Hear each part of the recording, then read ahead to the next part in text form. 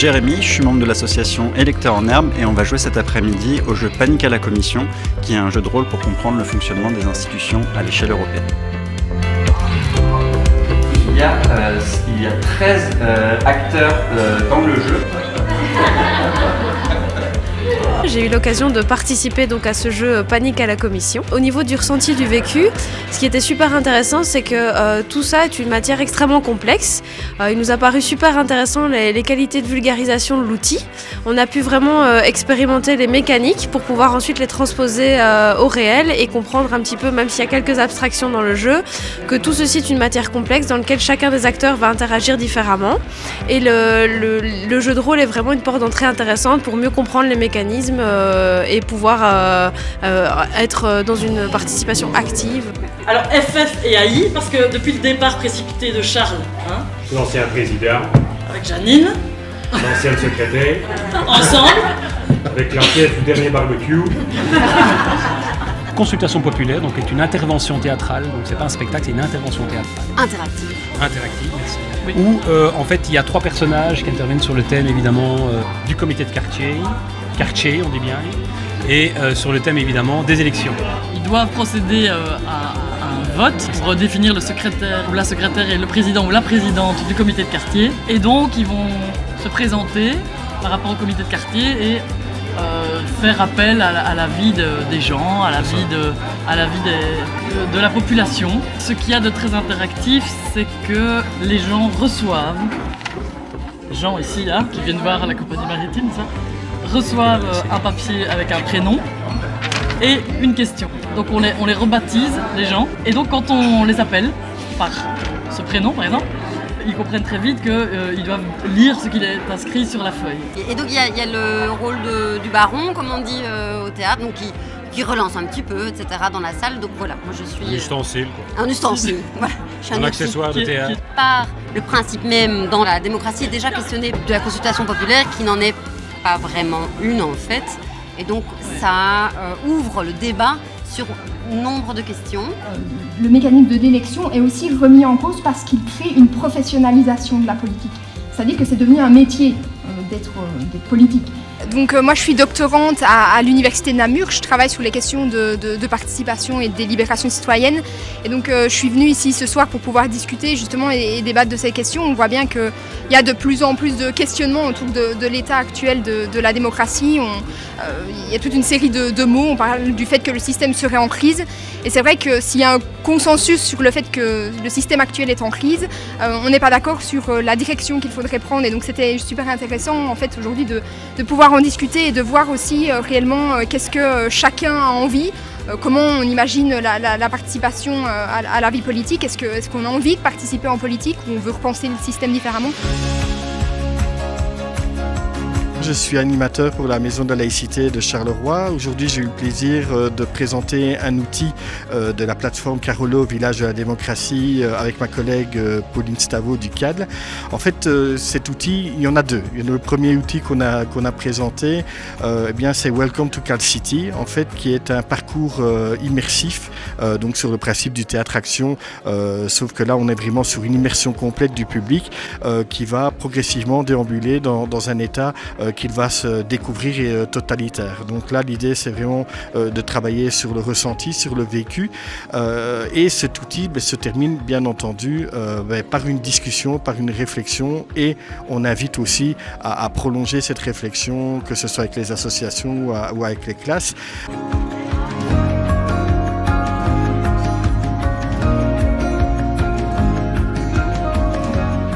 Alors aujourd'hui, ce qu'on a proposé par l'animation, c'est de donner certains outils aux jeunes pour pouvoir argumenter et débattre finalement, ce qui est une forme d'exercice de la liberté d'expression, où on leur donne dans l'esprit de leur développer leur droit critique, c'est de ne pas forcément être d'accord sur tout ce qu'on leur dit, à la fois leurs professeurs, les représentants politiques ou autres personnes, mais de pouvoir développer leur propre opinion, leur propre point de vue et de pouvoir, de par l'exercice de l'argumentation et des techniques d'argumentation, à la fois entendre aussi ce qui est dit. On peut avoir une position sur un sujet et la maintenir tout en acceptant qu'une autre personne pense différemment et entamer en ce sens un débat qui est serein, en toute bienveillance.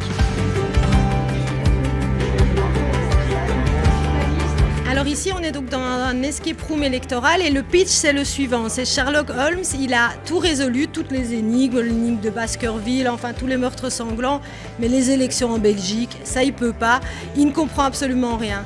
Et donc, les étudiants, les élèves ou les animateurs sont invités à jouer les Sherlock Holmes, aidés par le docteur Watson, et ils résolvent des énigmes en lien avec les élections en Belgique. Quelle assemblée est renouvelée directement, quelle ne l'est pas, quel bulletin de vote est valide, quel ne l'est pas, et pourquoi les assemblées sont compétentes, parce que en fait, en Belgique, vous voyez, on a le droit de vote, on a le suffrage universel et c'est très bien, mais si on ne comprend pas quelle assemblée est renouvelée, si on ne comprend pas comment bien voter et si on ne comprend pas pourquoi telle assemblée est compétente, alors en fait, c'est un suffrage universel qui n'est pas exercé de manière utile, efficace. Et donc ici, en résolvant ces énigmes, on devient les citoyens du XXIe siècle. L'animation élection en mode d'emploi, elle consiste à faire vivre les élections par les groupes qui participent. Et donc, ça veut dire que les groupes vont se transformer en partis politiques, en assesseurs, en présidents de bureaux de vote, vont pouvoir imaginer eux-mêmes leur programme politique pour les élections régionales, se présenter, voir les résultats, devoir éventuellement réaliser des coalitions et former eux-mêmes le gouvernement. Cette fois-ci, j'ai 1h30, donc je vais en profiter pour un petit peu développer et étayer mes propos. Ce genre d'initiative, c'est en fait permettre aussi à Civix de venir confronter ses idées et son modèle face à d'autres professionnels de l'éducation. C'est venir faire grandir le débat d'idées de comment conscientiser les jeunes aux intérêts de la politique et de profiter en fait de tout un savoir, toutes des expériences qu'on met en commun. Et nous, ça nous fait grandir parce que l'initiative étant part des jeunes pour des jeunes, on a besoin quand même d'avis d'autres personnes qui ont une autre expérience pour se développer. Et c'est ça qui fait la force des interventions d'aujourd'hui, par exemple. Je suis animatrice chez les femmes prévoyantes socialistes. J'ai présenté l'animation Voter c'est décider, une animation créée par les femmes prévoyantes socialistes.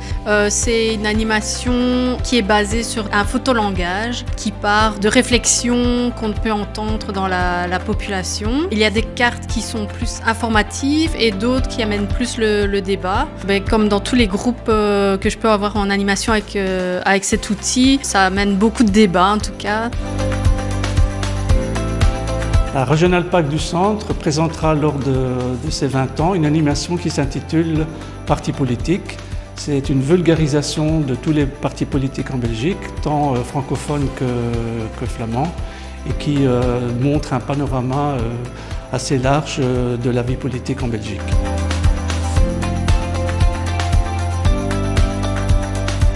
Oui, dans cet atelier du Xara, là, on a essayé de recontextualiser en fait la création collective d'un outil pédagogique audiovisuel, donc en resituant le pourquoi, les prémices, on va dire, de la création de cet objet audiovisuel et le contexte de production dans le secteur associatif avec une vocation d'outil pédagogique intégré à des animations conçu par le secteur de l'éducation permanente, ou dans ce cas-ci c'était une animation conçue par la Maison de la laïcité. L'atelier que nous proposons ici s'intitule Seul au monde. Le principe, c'est qu'on propose une expérience immersive dans laquelle les participants vont pouvoir investir un jeu de rôle. Ils vont devoir prendre des décisions en collectif et réfléchir sur la façon dont ils ont pris les décisions pour pouvoir établir une vie en collectif sur une île, puisque malheureusement, suite à un crash, ils doivent refonder une nouvelle société. À eux de voir s'ils ont envie de partir d'une page blanche ou s'ils ont envie d'innover et de proposer d'autres mécanismes d'organisation que nous ne connaissons pas encore. Ici, les participants sont occupés à confronter leurs différents modes d'organisation pour établir lequel sera le plus pertinent pour l'île.